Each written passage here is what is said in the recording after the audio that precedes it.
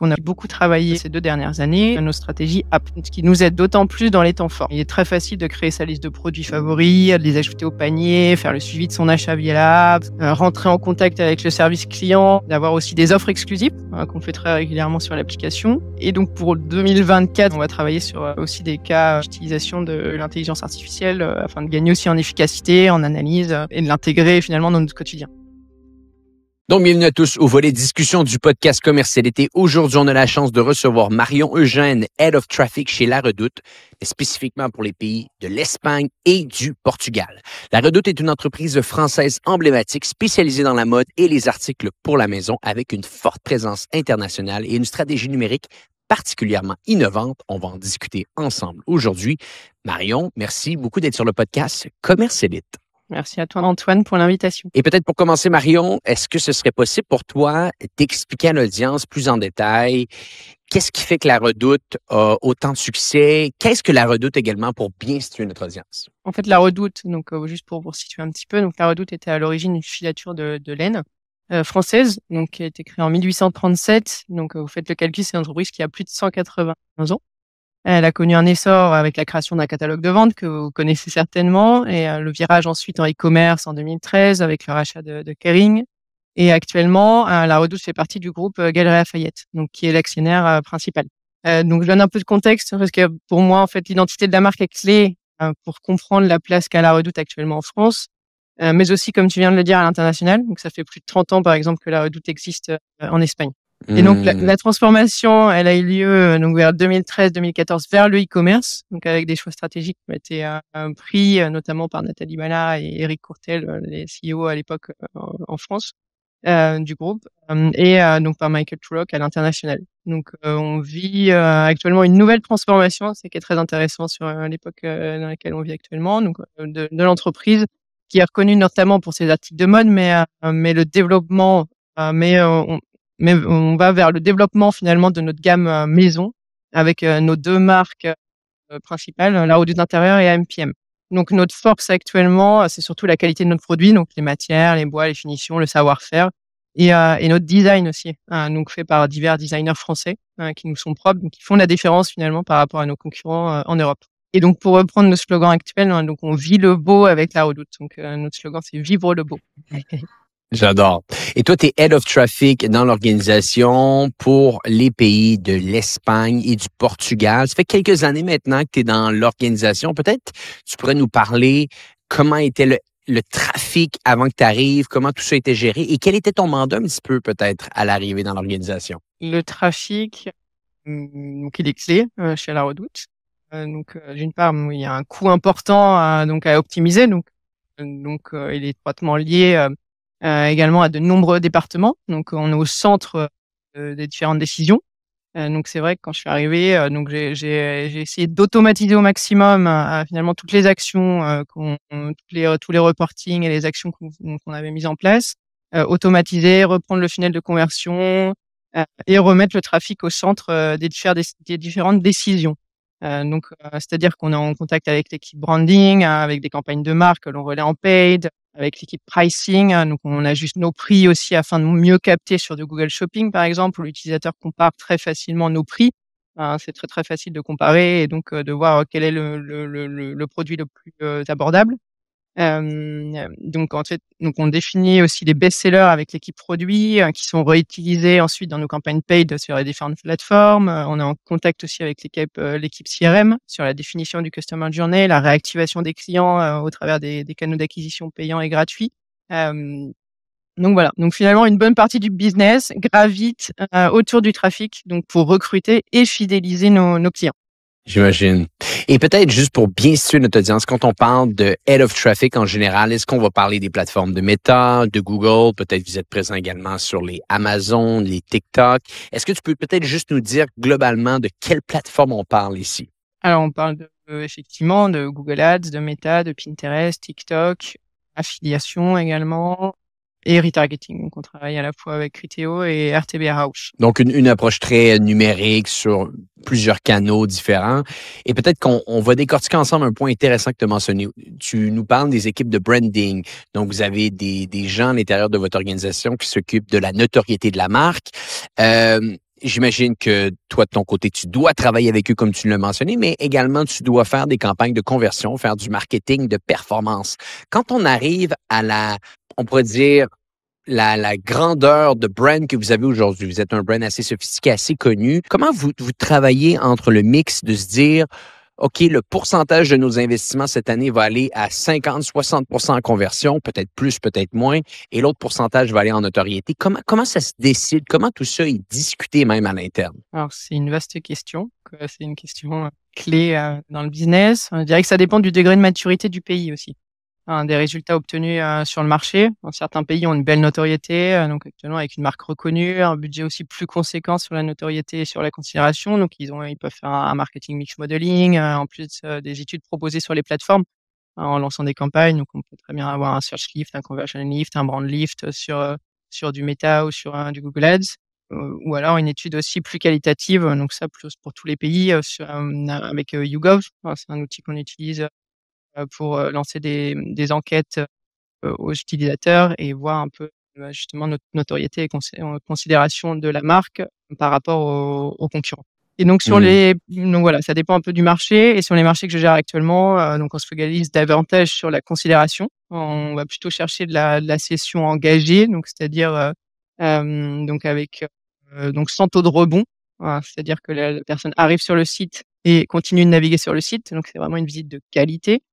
Hem, voilà pour la partie de considération et la performance, donc bien sûr avec, l'optimisation, au panier, à l'ajout panier et à la conversion directe avec la vente et les revenus. Intéressant. Donc, vous optimisez pour la qualité de session. Donc, j'imagine que vous avez dû littéralement bâtir une structure d'événements personnalisés qui vous permettent de savoir quand quelqu'un clique sur une publicité Meta, cette personne-là par la suite est restée 15, 20, 30, 40 secondes peut-être sur notre site web. Et je parle de Meta et ça peut être également avec d'autres plateformes. Et c'est comme ça que vous allez mesurer la qualité d'une publicité, la qualité d'une campagne un peu pour votre considération?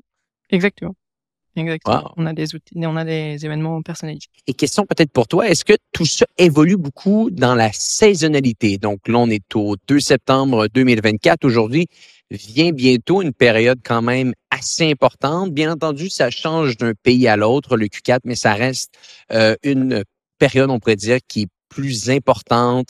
Le consommateur est davantage dans un contexte d'achat à ce moment-ci. Est-ce que tranquillement, votre considération qui pouvait peut-être avoir lieu pendant une grande partie de l'année devient davantage de la conversion dans ces différents mots ou vous restez sur une stratégie similaire annuellement? Exactement. Donc on lance finalement des campagnes de considération en amont, en septembre et en octobre, pour préparer les temps forts, donc le temps fort du mois de novembre notamment. Avant on jouait Black Friday, mais maintenant c'est plutôt Black Month, sur les dernières années en tout cas. Et donc l'année dernière, on avait mis par exemple l'accent sur notre collection Les Ingénieux au mois de septembre. Donc ce sont des produits, qui permettent d'optimiser l'espace, avec un très beau design. Donc on avait lancé une campagne à l'époque sur YouTube avec, et ouais aussi sur Meta, donc optimisé, donc à la visite utile. Donc on va pousser du contenu sur les réseaux sociaux, montrer nos dernières tendances, nos nouveaux produits, donc effectivement afin de préparer le terrain du mois de novembre. Mmh. Et en fait, après les consommateurs et une fois au mois de novembre, les consommateurs et les consommatrices sont de plus en plus friands, des offres, et donc ils sont dans l'attente de ces offres qui arrivent, au mois de novembre. Intéressant. Et peut-être ce serait intéressant parce que beaucoup des gens, au moment où on se parle, qui vont écouter le podcast, on est à la recherche des stratégies, on est à la recherche des réflexions pour notre Q4 parce que ça arrive très rapidement. Peux-tu nous parler peut-être juste de manière globale, à 30 000 pieds dans les airs un peu, comment vous abordez le Q4? Tu nous as mentionné que vous allez faire peut-être davantage des campagnes de réchauffement dans les prochaines semaines, dans les prochains mois, mais peut-être de manière plus globale, comment abordez-vous un Q4 de votre côté chez La Redoute? Et peut-être même, s'il y a des nuances à apporter d'un pays à l'autre, ce serait intéressant de t'entendre sur le sujet. Comment on l'aborde d'une manière plus globale? Après, on a des KPI qu'on suit, donc le Marketing Efficiency Ratio, le MER. Bien sûr. Voilà, donc on doit atteindre, donc grâce aussi avec nos campagnes de performance, enfin global sur le site et notamment avec nos campagnes de performance. Et donc on ajuste nos campagnes de considération et de performance en fonction de ce MER, en fait, c'est notre KPI principal. Donc une fois qu'on arrive à ce résultat de MER, après finalement on peut investir plus ou moins. Enfin, si on est en dessous de notre MER, on peut pousser plus nos investissements et si on est au-dessus, on doit réajuster en fonction des canaux. Mmh. Et comment, disons, peut-être votre stratégie en termes de budget se met en place? Est-ce que vous allez investir beaucoup plus en septembre et octobre pour bâtir ce bassin de gens qui vont venir graviter autour de vous? Et quand on s'approche des Black Friday, de ces périodes importantes, on va davantage se focusser sur le remarketing, sur le consommateur qui est dans un contexte d'achat intentionnel davantage.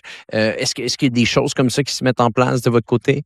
Alors ça reste quand même alors effectivement, mais plus que, ce qu'on peut avoir en milieu d'année. Le dernier Q est très important. Après, c'est vrai qu'on investit aussi beaucoup sur le mois de novembre. Enfin, c'est un mois clé, Ouais. où il faut convertir.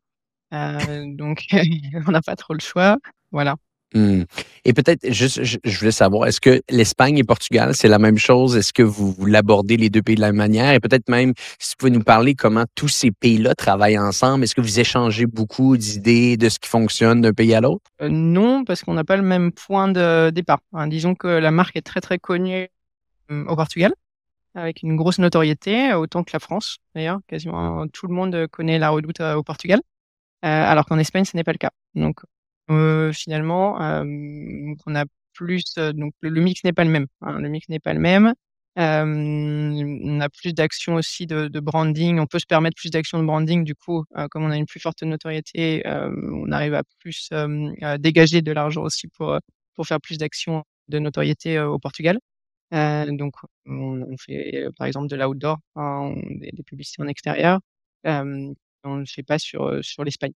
Donc les actions sont différentes, les équipes sont différentes, les interlocuteurs sont différents. Après cette structure, Portugal-Espagne est assez récente, donc on est encore en train de polir, l'organisation. Mais c'est vrai que parce qu'il y a forcément des best practices, au sein de la Redoute, qui peut être appliquée aux 2 pays. Mais après, voilà, on a cette, particularité que ce ne sont pas les mêmes équipes et les mêmes points de départ. Intéressant.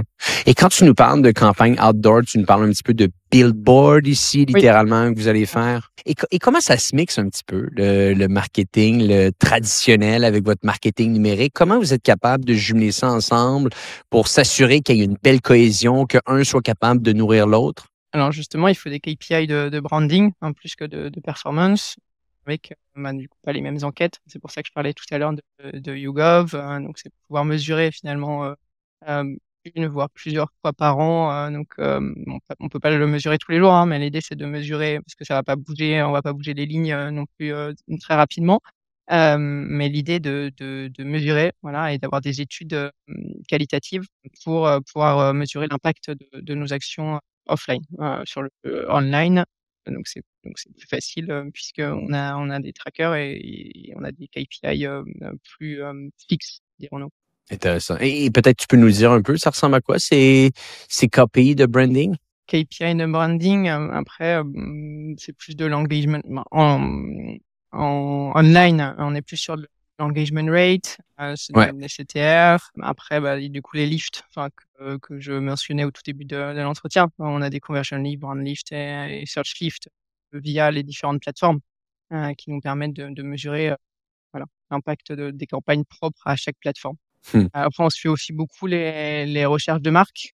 Donc si, voilà, en fonction aussi des actions qu'on peut mettre en extérieur ou la télé, bon là, en l'occurrence, on n'avait pas de campagne de télé, mais si on avait des campagnes de télé, donc on peut suivre les recherches de marques et voir si, au moment où il y a une action, en télé, il y a un pic aussi en recherche de marque. Tellement intéressant parce que c'est de plus en plus des questions que les gens se posent aujourd'hui. On a eu un moment où est-ce que on était très, très orienté uniquement sur le commerce en ligne. Quelques années auparavant, on était très, très orienté sur le commerce littéralement en succursale. Et là, de plus en plus, tout est en train de se mixer ensemble, tout comme le marketing. Et on se doit, en tant que marketeur, en tant que chef d'entreprise, en tant que directeur marketing, de jumeler tous ces points de référence, tous ces indicateurs de performance également ensemble.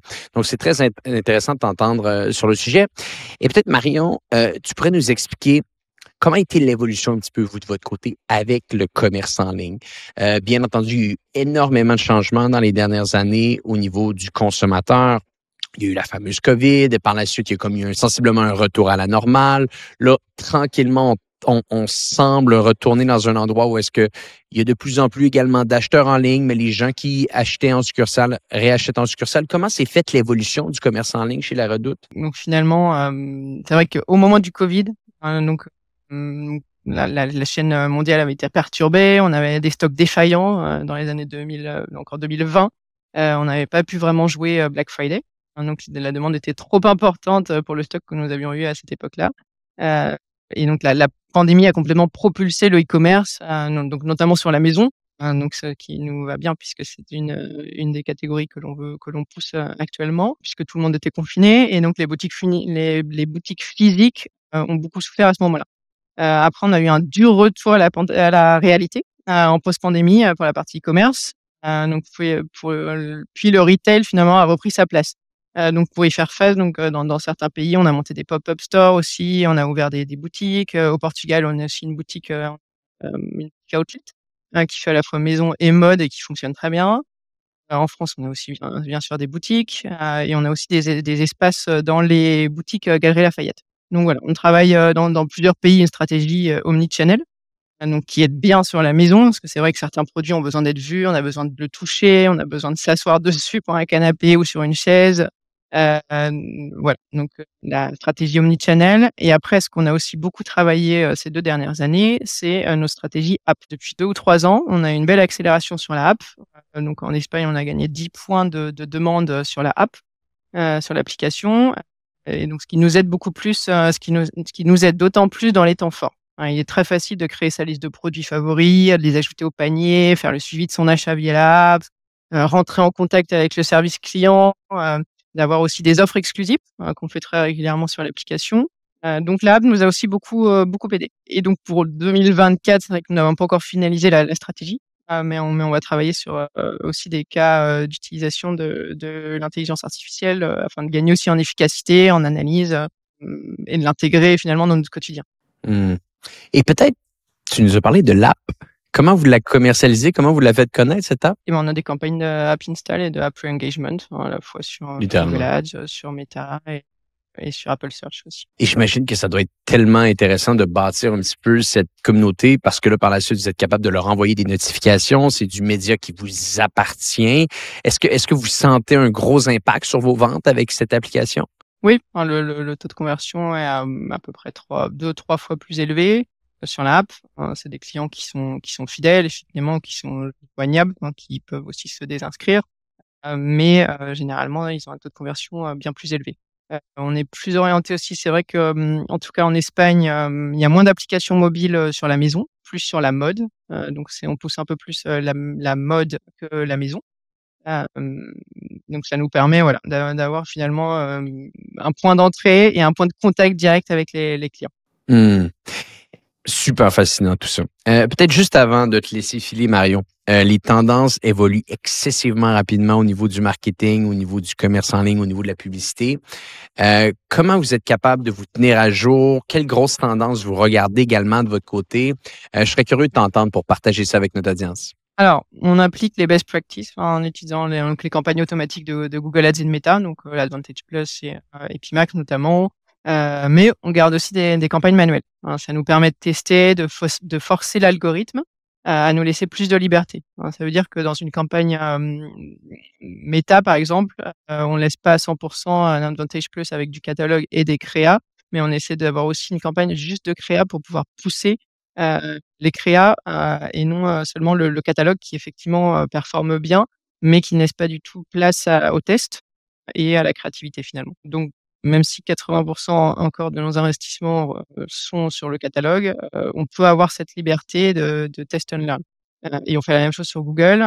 On utilise PMax, mais on garde aussi des campagnes shopping manuelles, ce qui nous permet par exemple de forcer nos best-sellers, de leur donner de la visibilité et de pouvoir tester également. Donc c'est un mix. Je Fantastique. pense que voilà.